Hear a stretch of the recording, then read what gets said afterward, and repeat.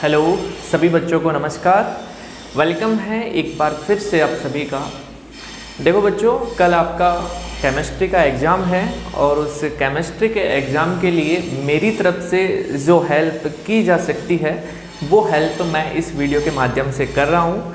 इस वीडियो में मैं आपको केमिस्ट्री के लिए इम्पोर्टेंट टॉपिक्स बताऊँगा कि कल की एग्ज़ाम में आप किन किन इम्पोर्टेंट टॉपिक्स को ज़्यादा देख सकते हैं। ये वीडियो यह शो नहीं करता है कि केवल यही आएगा, ये ध्यान रखना। ये इम्पोर्टेंट टॉपिक्स है, जिस टाइप के क्वेश्चन बनते आए हैं उस पूरे जो PYQ हैं उन PYQ को देखते हुए मैंने ये टॉपिक्स तैयार किए हैं, जिनमें मैंने जैसे चैप्टर वाइज यहाँ पे बताया है कि जैसे इस चैप्टर में किस टाइप के क्वेश्चन बनते हैं या किस टाइप का क्वेश्चन बन सकता है, उसको लेकर मैं यहाँ इस वीडियो में डिस्कस करूँगा। ओके विद्यार्थियों, मैं प्रारंभ करता हूँ। इस वीडियो में मैं आपको बुक 1 जो है आपके बुक 1 पहली जो पुस्तक है इनऑर्गेनिक केमिस्ट्री वाली जो पुस्तक है उस पुस्तक से रिलेटेड सारा डिस्कस यहाँ पे करूँगा। यानी 9 चैप्टर दिए हुए हैं उस बुक में, उन 9 चैप्टर्स के मैं यहाँ पे सारे आपके इम्पोर्टेंट टॉपिक्स को लेकर बताऊँगा। ओके, स्टार्ट करते हैं। देखो, सबसे पहले मैं यहाँ पे बात करता हूँ अपने पहले चैप्टर को लेकर। पहला चैप्टर है अपना सॉलिड स्टेट। सॉलिड स्टेट ठोस अवस्था जिसे हिंदी में कहते हैं। इस चैप्टर में क्या क्या इंपॉर्टेंट टॉपिक है, तो सबसे पहले तो यूनिट सेल। अपने को डायरेक्ट डेफिनेशन ही पूछता है, व्हाट इज यूनिट सेल। एकक कोशिका की परिभाषा क्या है। सभी जानते हैं कि एक ऐसी जिससे पूरा लेटिस का अपने पास फॉर्मेशन होता है, पूरे जालक का निर्माण होता है, उसका बार बार से रिवीजन होता रहता है। इस यूनिट सेल का जैसे ईंट होती है ना, घर में एक मकान बनाते हैं तो उसमें जो ईंट होती है वो एक तरह से यूनिट सेल होती है, एकक कोशिका। तो बस वो है कि यूनिट सेल की डेफिनेशन आपसे यहाँ पे पूछता है। तो इस यूनिट सेल वाले टॉपिक को आपको अच्छे से देखना है। इससे रिलेटेड बहुत से टॉपिक इर्द गिर्द टॉपिक बनते हैं, उनको भी आपको ध्यान रखना है। यहाँ पे number of atoms in unit cell, एकक कोशिका में परमाणुओं की संख्या, जैसे कि BCC है, ठीक है, HCP है, आपका क्यूबिक है। इनमें अपने को क्या पूछता है कि परमाणुओं की संख्या पूछता है। एकक कोशिका में परमाणुओं की संख्या से लेकर क्वेश्चन बनता है। ये ऑब्जेक्टिव क्वेश्चन भी बनता है और डिटेल क्वेश्चन यानी 1 मार्क्स के अंदर क्वेश्चन आ जाता है। अच्छा, इसके अलावा packing fraction, very important topic. Packing fraction, संकुलन दक्षता, ये 101% आपसे पूछता है। हर बार पूछता है, हर बार ये क्वेश्चन आता है ये पैकिंग फ्रैक्शन का। तो इसको आप ध्यान से देखना। पैकिंग फ्रैक्शन निकालना आपको आना चाहिए, जैसे 52, 74 ऐसे आप निकालते हो ना, वो आना भी चाहिए। फॉर्मूला पता होना चाहिए। कई बार फॉर्मूला ही पूछ लेता है, कई बार दक्षता का आपको ऑब्जेक्टिव क्वेश्चन आ जाता है, कई बार ये सब्जेक्टिव क्वेश्चन के रूप में भी आपको दिखाई देता है। ओके, इसके अलावा यहाँ पे एक टॉपिक आता है crystalline solid and amorphous solid. क्रिस्टलीय ठोस और अक्रिस्टलीय ठोस, ठोस नहीं ठोस, ठीक है। क्रिस्टलीय ठोस और अक्रिस्टलीय ठोस वाला आपको यहाँ पे पूछता है। एक बार क्या होता है, जैसे कि कई बार क्लास से चल रही होती है तो जैसे हम बोल देते हैं भाई क्रिस्टलीय ठोस और अक्रिस्टल, सर टोस खाने वाला टोस, वो टोस नहीं है, ये ठोस है, ध्यान रखना।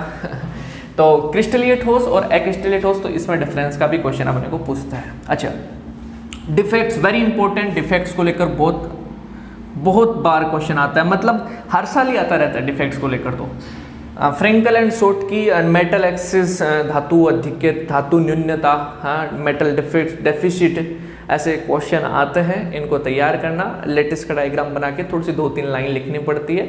शॉर्ट की में क्या होता है, फ्रेंकल में क्या होता है, वो अपने को बताना पड़ता है, ठीक है। अच्छा, इसके बाद में ये अपने पास फर्स्ट चैप्टर हो गया। सेकंड चैप्टर को लेकर डिस्कस करें तो सेकंड चैप्टर अपने पास आता है सॉल्यूशन यानी विलयन का, सॉल्यूशन वाला चैप्टर। इस चैप्टर में अपने को क्या पढ़ना है, तो इस चैप्टर में अपने को जैसे कि इंपॉर्टेंट टॉपिक्स पढ़ना तो सब कुछ है, लेकिन इंपॉर्टेंट क्या है, एक ideal and non ideal solution, आदर्श और अनादर्श विलयन का बड़ा सा क्वेश्चन बनता ही है।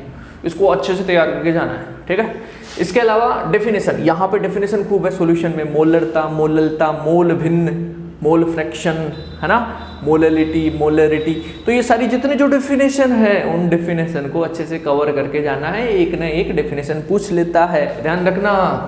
लॉज, नियम, यहाँ पे जो नियम दे रखे हैं अपने को, जैसे राउल्स लॉ है, हेनरी लॉ है ना, ये जो लॉज है इन नियमों को ध्यान में रखना है, क्वेश्चन आता है अच्छे से तैयार करके जाना।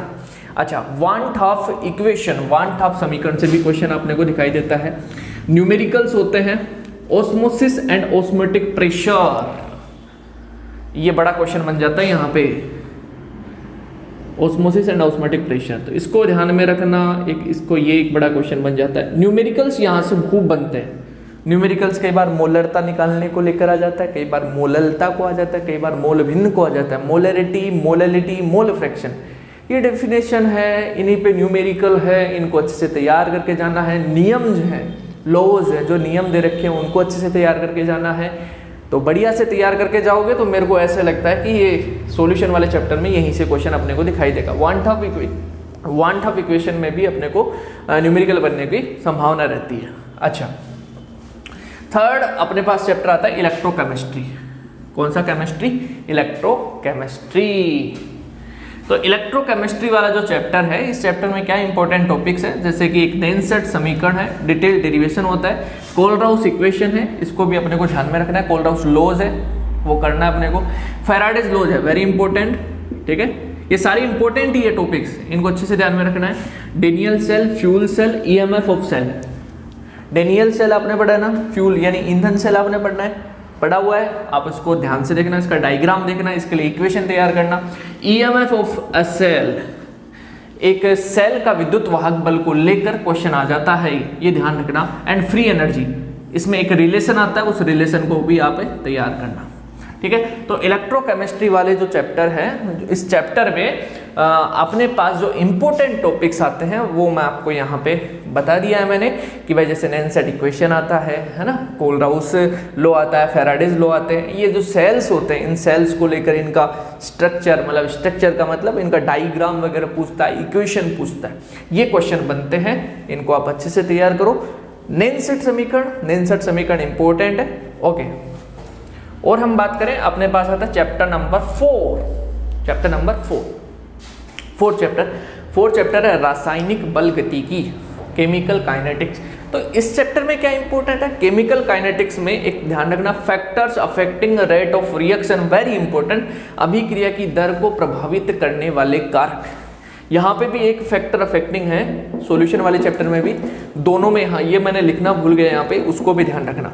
तो अभिक्रिया की दर को प्रभावित करने वाले कारक आपको पूछता है, जैसे कि टेम्परेचर का क्या इफेक्ट होता है, कारक यानी रिएक्टेंस का क्या इफेक्ट होता है, कैटालिस्ट का क्या इफेक्ट होता है, तो ये जो कारक है, प्रेशर का क्या इफेक्ट होता है, इनको आपको यहाँ पे तैयार करना है। अच्छा, और इस चैप्टर में अपने पास जैसे zero order, first order, second order, zero order, first order, second order, शून्य कोटि की अभिक्रिया, प्रथम कोटि की अभिक्रिया, द्वितीय कोटि की अभिक्रिया के लिए जितने जो डाटा गिवन है वो तैयार कर लेना, एक क्वेश्चन आपको कंफर्म मिलेगा, ठीक है। Zero order, first order, second order की जो रिएक्शन है इनको अच्छे से तैयार करना, इनसे रिलेटेड जो टॉपिक गिवन है वो अच्छे से तैयार करना। अच्छा, हाफ लाइफ टाइम, ये आपके फिजिक्स में भी क्वेश्चन आया था इससे रिलेटेड, तो इसको आपको यहाँ पे भी तैयार करना है। ऑर्डर एंड मोलिकुलरिटी, कोटि और अणुसंख्यता में अपने को अंतर पूछता है, डिफरेंस तैयार करना है यहाँ पे। यूनिट्स, इकाइयाँ, यूनिट्स निकल, जैसे जीरो ऑर्डर की क्या यूनिट है, फर्स्ट ऑर्डर की क्या यूनिट है, सेकेंड ऑर्डर की क्या यूनिट है, ये क्वेश्चन आता है, ऑब्जेक्टिव में देखने को मिल सकता है।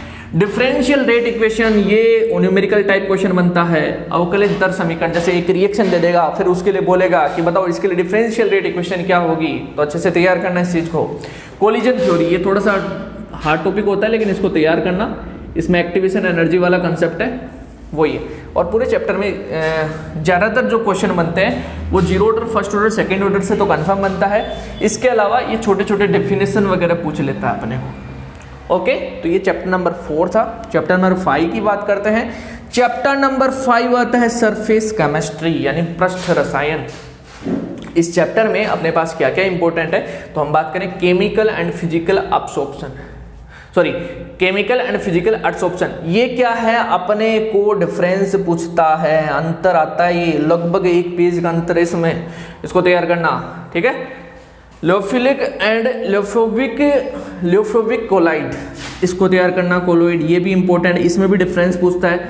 ब्रेडिक्स आर्क मेथड, ध्यान रखना ये जो आर्क मेथड है इसको लेकर क्वेश्चन पहले भी आ चुका है, वापस आ सकता है। PYQs इसमें आपको तैयार करना है, ज्यादातर सरफेस केमिस्ट्री में आपको PYQs ही पूछता है, जो प्रीवियस ईयर क्वेश्चन है ज्यादातर वही पूछता है सरफेस केमिस्ट्री में। तो सरफेस केमिस्ट्री के आपको PYQs तैयार करना है, और ये PYQs आप कहाँ से तैयार कर सकते हैं, तो जैसे कि आपके पास एग्जामिनेशन आइडिया होगी वहाँ से आप तैयार कर सकते हो, तो इनके PYQ जरूर देख के जाना।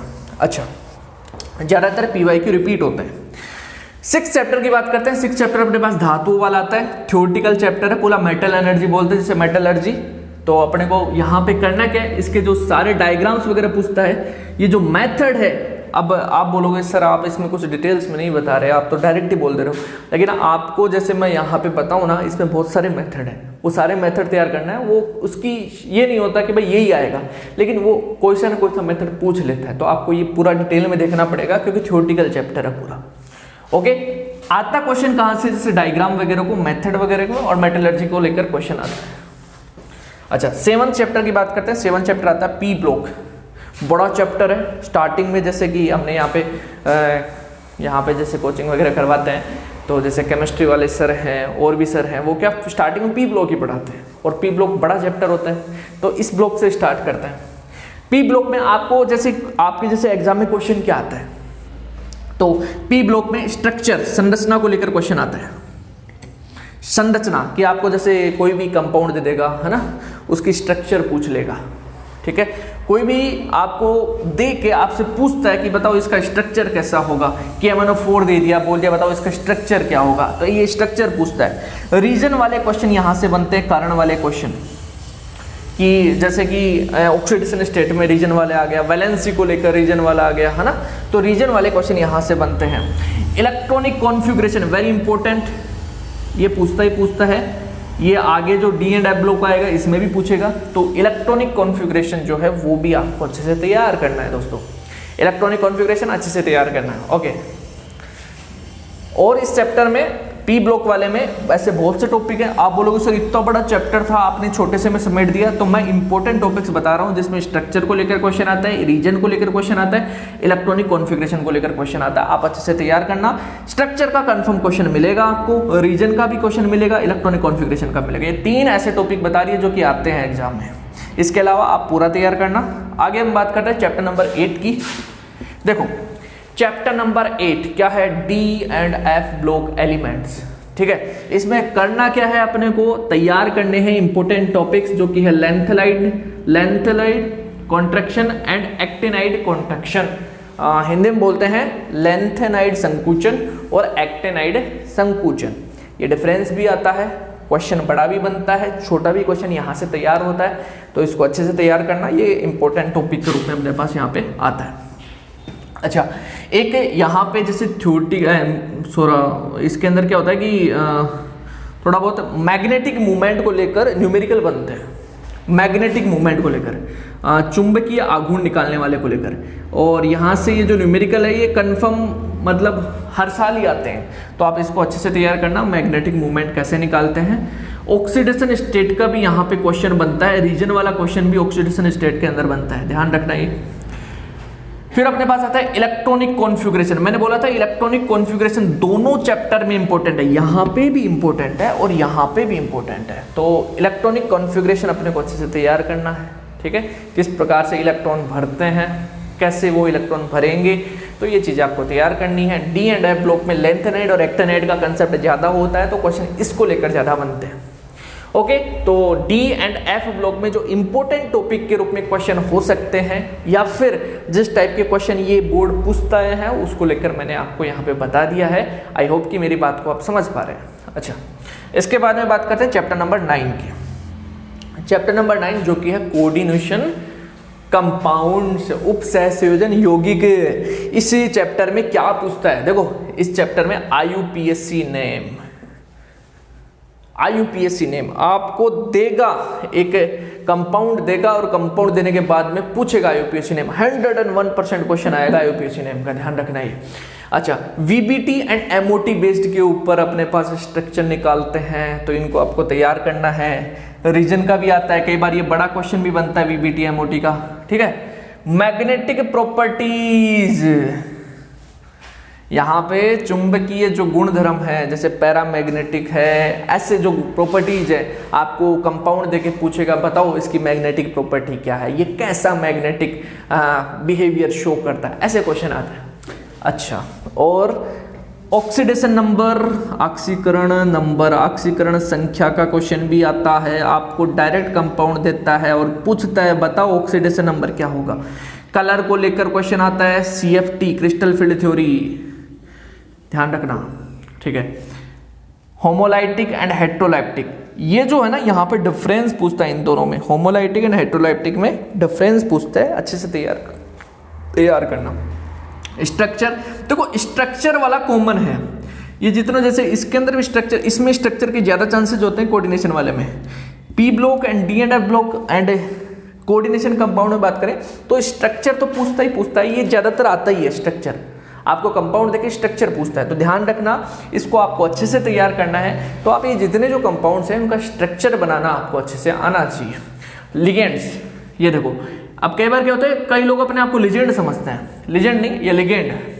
तो लिगेंड्स वाला जो टॉपिक है इसमें लिगेंड क्या होता है वो तैयार करना, साथ में लिगेंड दे देता है अपने को, फिर उसका स्ट्रक्चर पूछता है, ये भी आता है तो ये भी तैयार करना है। आइसोमरिज्म एक इंपॉर्टेंट बनता है ये यहाँ पे, आइसोमरिज्म यहाँ से अपने को क्या करता है, कंपाउंड देके पूछता है कि भाई ये समावयवी है या नहीं है, इसका समावयवी क्या होगा, ऐसे क्वेश्चन आते हैं। तो ये अपने पास बुक 1 थी और इस बुक 1 को लेकर जो जो क्वेश्चन बन सकते हैं उनको लेकर मैंने यहाँ पे डिस्कस कर लिया है, भाई क्या क्या इंपॉर्टेंट हो सकते हैं, कैसे क्वेश्चन पूछता है, उसके बेस पर ये पूरा वीडियो था।